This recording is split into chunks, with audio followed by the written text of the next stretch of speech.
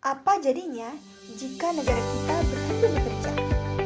Tidak ada jalan yang diperbaiki, tidak ada guru di sekolah, dan tidak ada yang menjamin keselamatan kita. Jadi, presentasi ini akan membongkar kontrak sosial yang sering tidak terlihat. Keseimbangan antara apa yang harus negara berikan kepada kita dan apa yang harus kita berikan kepada negara. Halo teman-teman, Assalamualaikum warahmatullahi wabarakatuh. Shalom, perkenalkan nama saya Natasha Makolo. Saya dari jurusan Kimia Universitas Negeri Malang. Jadi, pada kesempatan kali ini, saya akan mempresentasikan terkait materi hak dan kewajiban negara.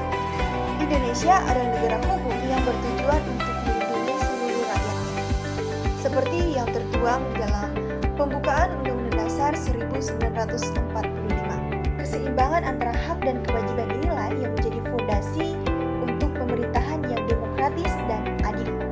Ketika negara lalai menjalankan kewajibannya seperti melindungi HAM, dapat terjadi pelanggaran seperti tragedi Tanjung Priok atau Mei 1995. Yang pertama yaitu hak negara. Negara memiliki wewenang untuk mengatur, membuat, dan menegakkan hukum serta untuk menjaga keutuhan bangsa. Yang kedua yaitu kewajiban negara.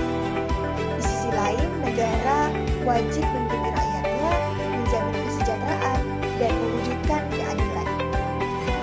HAM merupakan hak dasar yang melekat pada setiap manusia sejak lahir, yang merupakan sebagai anugerah Tuhan yang bersifat universal atau untuk semua orang tanpa diskriminasi, dan wajib dihormati oleh siapapun, termasuk negara juga. Secara teoritis, konsep HAM telah dikemukakan oleh beberapa tokoh di dunia seperti John Locke yang menegaskan bahwa manusia memiliki hak alami atau natural rights yang mencakup hak atas hidup, kebebasan, dan kepemilikan. Kemudian ruang lingkup HAM menurut Yusuf dan kawan-kawan pada tahun 2023 yang pertama yaitu hak sipil dan politik seperti hak hidup, berpendapat, beragama, serta berpartisipasi politik. Yang kedua yaitu hak ekonomi, sosial, dan budaya seperti hak atas pekerjaan, pendidikan, kesehatan, serta hak hidup yang layak. Yang ketiga yaitu prinsip non-diskriminasi. Contohnya seperti semua orang itu harus diperlakukan secara setara. Yang keempat yaitu prinsip berpartisipasi. Rakyat itu berhak terlibat dalam keputusan yang mempengaruhi hidupnya. Yang kelima yaitu prinsip dan otonomi. Contohnya seperti hak untuk berpikir, percaya, serta mengontrol kehidupan pribadi. Perdebatan panjang yang terjadi saat penyusunan Undang-Undang Dasar 1945 mengenai perlu tidaknya HAM dicantumkan. Yang pertama kelompok menolak yaitu Soekarno dan Supomo.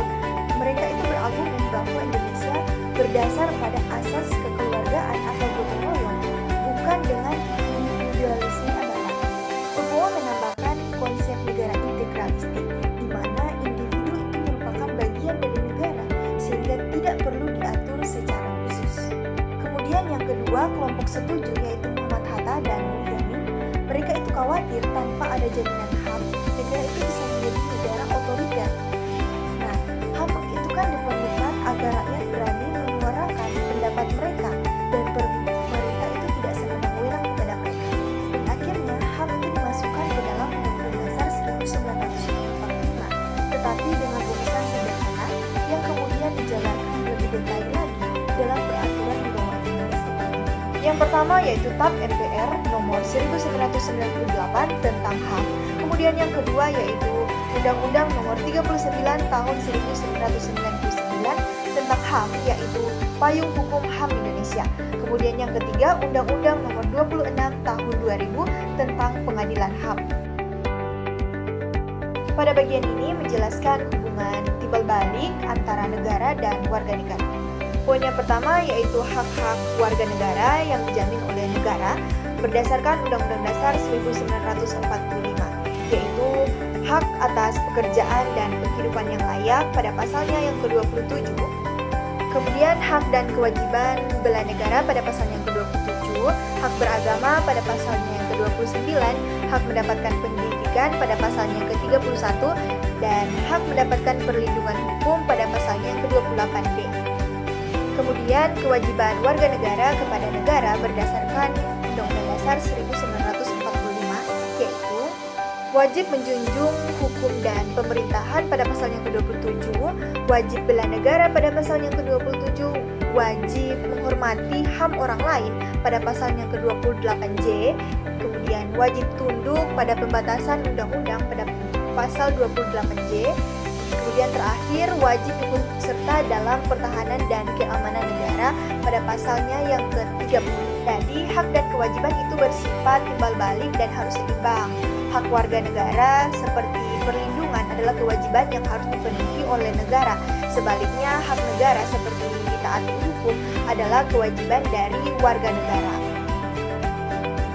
Ada beberapa kasus berat yang menunjukkan kelemahan dari penegakan HAM, yaitu yang pertama tragedi Tanjung Priok pada 1984, yaitu kekerasan aparat terhadap demonstran, kemudian tragedi Mei pada tahun 1998, yaitu kerusuhan massal dengan pembunuhan, pemerkosaan, kemudian penjarahan bernuansa SARA. Yang ketiga yaitu penghilangan paksa aktivis pada tahun 1997 hingga pada tahun 1998, yaitu aktivis pro-demokrasi hilang diduga karena aparat.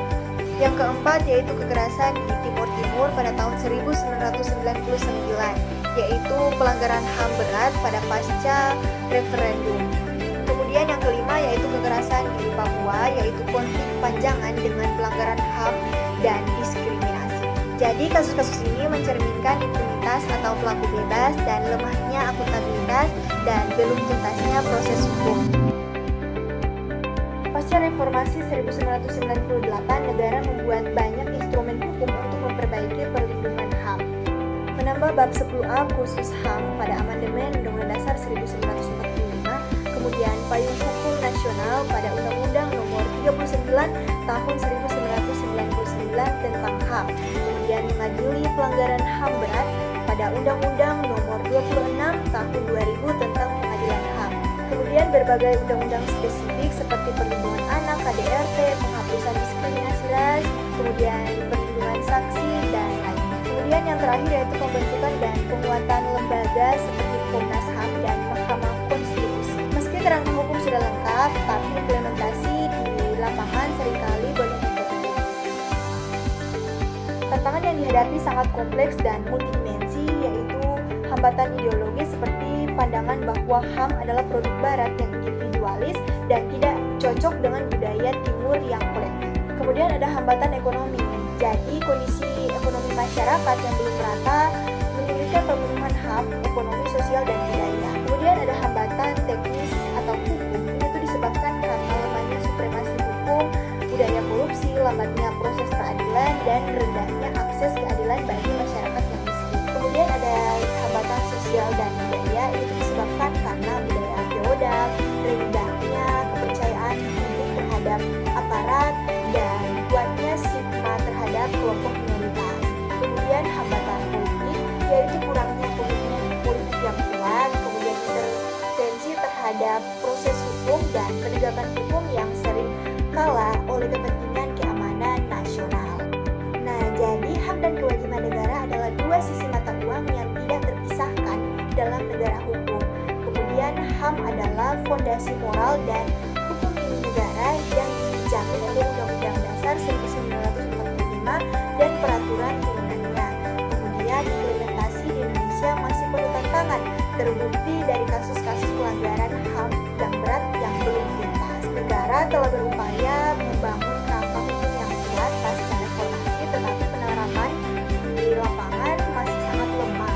Kemudian keseimbangan antara hak-hak dan kewajiban baik negara maupun warga penting untuk menciptakan masyarakat yang adil dan sejahtera. Nah, jadi aparatnya harus menegakkan hukum secara adil, transparan, dan tanpa intervensi politik. Lembaga seperti Komnas HAM